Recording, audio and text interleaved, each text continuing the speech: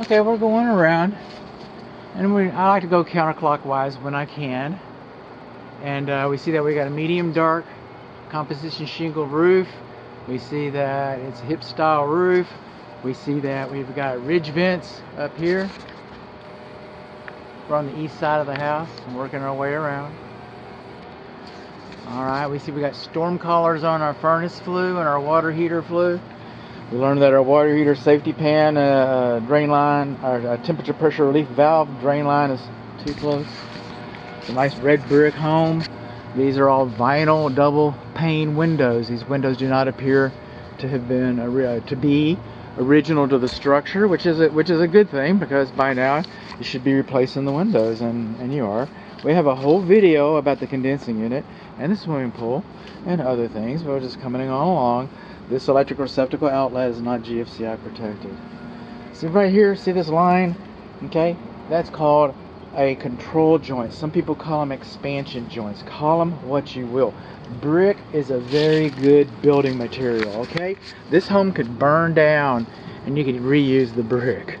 Alright? And it's a great insulator for sound and for heat. So it's a great insulator. But one of the characteristics of brick is that it's very porous. If your lawn sprinkler system's hitting it, the water goes right through it and it goes down, okay? Because we have a drainage plane behind here that I just have to assume because the home's already built. And that's why we have these weep holes. Those are called weep holes. And those are there by design, okay? You don't want to fill them up because you think ants are going to get there. You thought somebody forgot it. Most of the time, the only thing that comes out of there is vapor. You will not see it. But if you have an event, we're at the bathroom right here, and I've seen a couple of vents. I hope you don't. But water will come through there. That's kind of where their name comes from, is weep holes. And we're just kind of moving on along. And we got this control joint. That's where it all started. This control joint hasn't been sealed. Yes, a weep hole is good, but brick is porous. We don't need more water than needs to be getting inside the wall. The control joint should be sealed with a mastic sealer, kind of like the stuff that goes around the pool. It should be sealed with a mastic sealer and checked every couple years or so. So we're moving on along here, and we already talking about the roof, and we're talking about the ridge vents. And we come over here, we got soffit vents. You see all this dust around the soffit vent? Alright. That is an indication, that is a symptom of a poorly ventilated attic. It is. That's what it's a symptom of. The rain gutters should take the water farther away from the house. I get it, you got these little splash blocks there. You know, your heart's in the right place. This hole should probably be sealed. Hello. Alright. And I get it, they're a nuisance. People will be stepping on them, you're mowing over them, they get bent.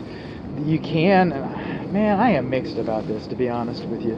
But you can take them underground and they pop up, and they're not in anybody's way, and you know, they're usually really, really good. There's a little more maintenance involved in having a rain gutter system like that, but you know what? Maybe that is a good thing, because people do not maintain their gutters like they should.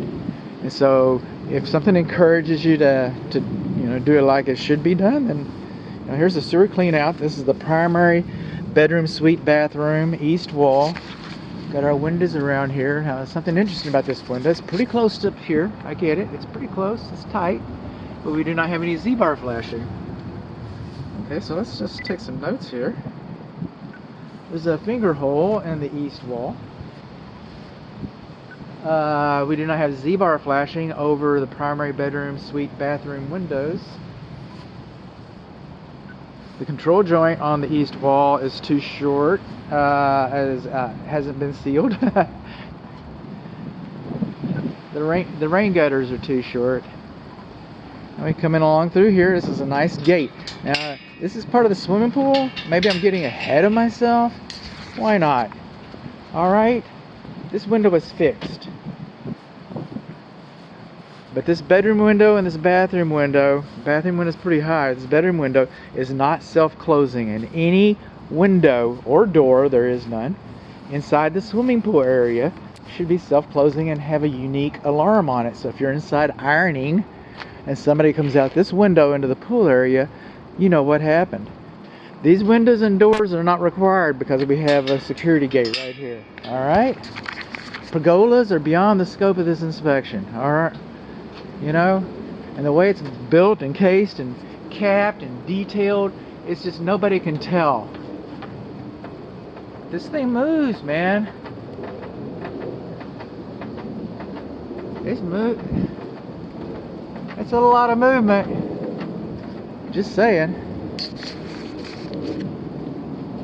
Moving on along. This deck is nothing short of awesome. I'm going to recommend that you don't have a lot of people on it. It'd be hard for me to keep my friends off of it. This is engineered plastic wood, so it doesn't rot. So if this would be a conventional deck, I'd be saying wood to ground contact, insufficient ventilation. I still think the ventilation should... Oh, looky there. We got wood to ground contact right there. Most of the deck is fine. Looks to me like they had an older deck and they might have encapsulated this. Is there something under here? What is that about? Huh. Inquiring minds want to know. We do. Looks like our vacuum breaker is broken here. It still works. We could go around here, just kind of roll through the folders. Back faucet vacuum breaker cap is missing. This screen's just showing just a little bit of wear right here. Rain gutters right onto your deck. Still don't know about the deck so much, huh? Still don't know about the deck so much. Moving on along.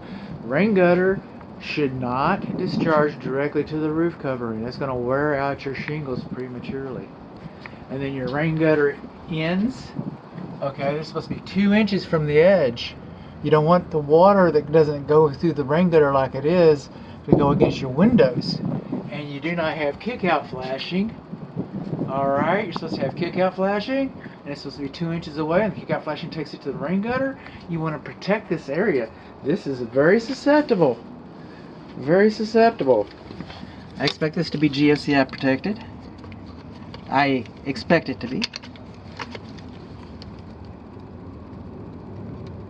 And it is. It's in the garage, on the garage north wall. In fact, we might just jump in there because I have the front porch one to do. You should have kick-out flashing here. The water that comes off of here, it makes... Why is this the color of moss? Why is that? Why? Why is that? Why is that? Okay, moving on along. We didn't have kick-out flashing. Rain gutter right next to the chimney. Now look at the rot that's happening on your fascia board right there because you don't have the gap. You see the rot inside of there? It's because your rain gutter wasn't installed properly. You should have kick-out flashing here. Oh, we put it up there, you know, so they can curve back into where the rain gutter's too close to the chimney and still get to the fascia board. That's the way we wanted to do it. No, that's not the way we wanted to do it. Coming along here, rain gutter right up next to the wall like that. No kick-out flashing. That's just not right. This is GFCI protected. I checked it before. You should have a weather cover, an in-use cover, just like this one should have. You should have in-use covers on these so you can plug stuff in and they're still protected from the rain. Right now, these covers, they used to be okay when this home was built and water can't get in there, and on a pretty day you can plug stuff in, but you can't leave anything plugged in because of that. Because we're going around to the front door, we're going to just jump in here real quick. This door does not have a self-closing screen. You will learn. We'll reset the GFCI. That's the only GFCI in the garage. On the garage south interior wall, the home faces south. Now this would work if I was to test it, but I've already tested it. Your exterior light fixture should have, these wall sconces, they should be sealed to help prevent moisture from getting into the wall. I'm looking, we got joints and stuff, got cameras, fence, vents, okay. This fence opens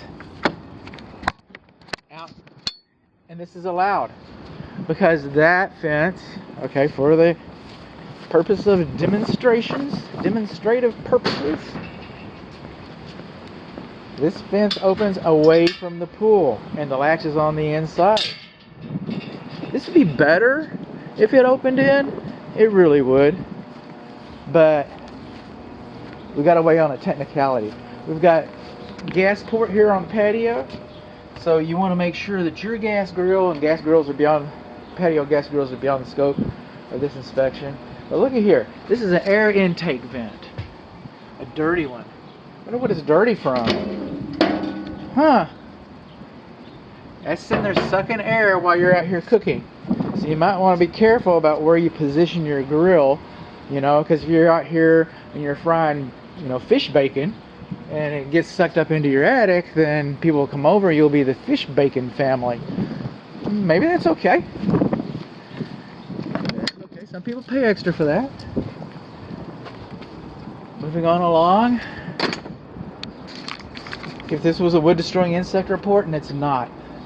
Fences are next to the house. That's conducive by design. Alright, there's nobody's going to do anything about that. Everybody wants a fence.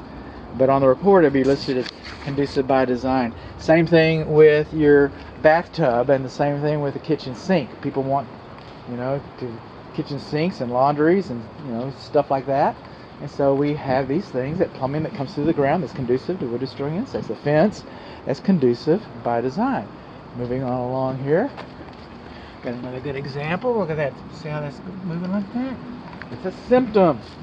Rain gutter too close, rain gutter too close. This is kind of interesting. This is the control wires for the lawn sprinkler system, and they get damaged from weed whackers and stuff, and they've gone and they've patched it. So I don't know what an approved patch would be. So for lack of a, you know, no solution, no problem. See these little circles and the little dimples in here? That tells us that this foundation is a concrete slab foundation, post-tension slab. There's another one, post-tension slab, post-tension slab. Now they make several types of them. I don't know which type this is. You know, they're all, you know, it doesn't even have to be a post-tension to be a good slab. It's a type of slab.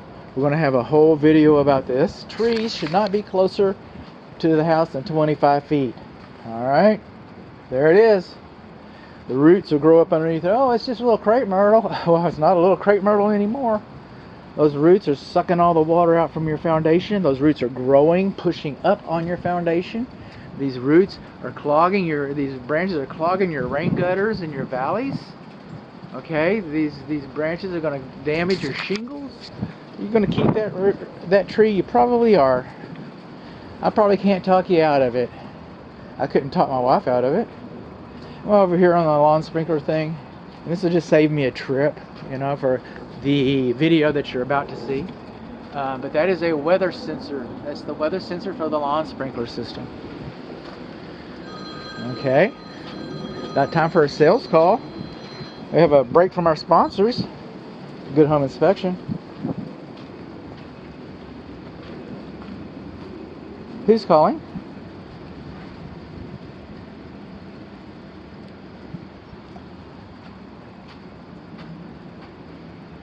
No, stay away. Go away. No.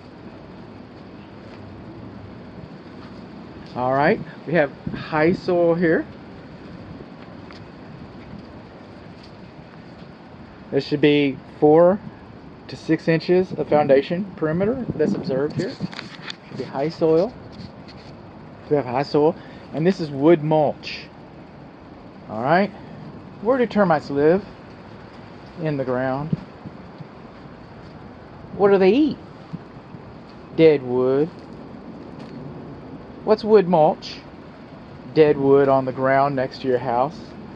That's called a clue. That's called a clue. Coming along here, we can see water's been rolling over these gutters. There's some screens up there. We can see we got a little bit of damaged fascia board behind the gutter right there. The gutter's too close to the house. Got the little bricks stacked out. Coming over here, we got some wood rot. Look at that, wood rot on our kick out, our kitchen kick out. Sure do. Got a little wood rot right there. Coming along.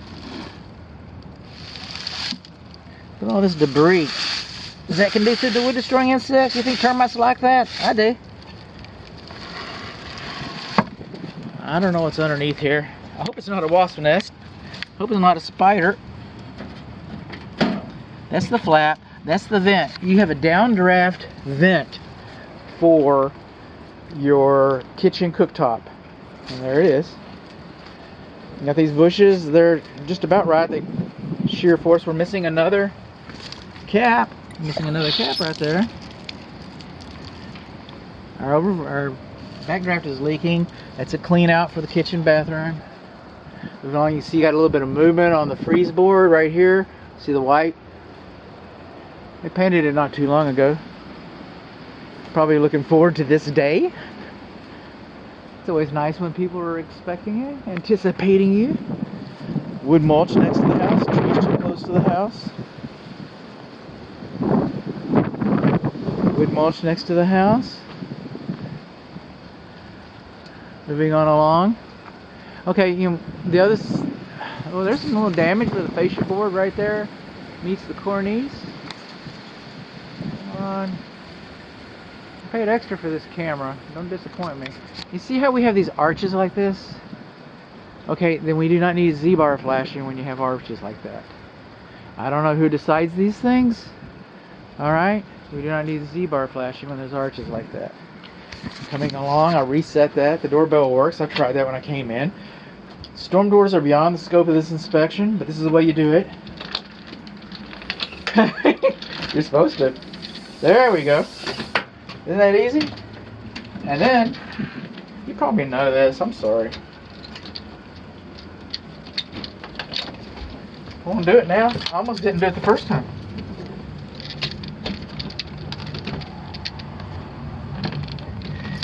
Really?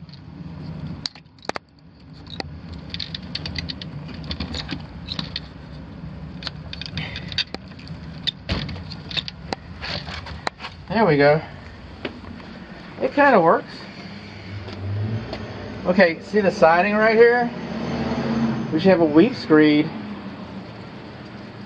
between the siding and the bricks, because bricks porous, right? And so you got the water, capillary action, leaches up inside of there and causes some wood rot to start, just like the celery with the dye in it and the cup you had in the 4th grade. Well, for me, 4th grade, probably 1st grade these days.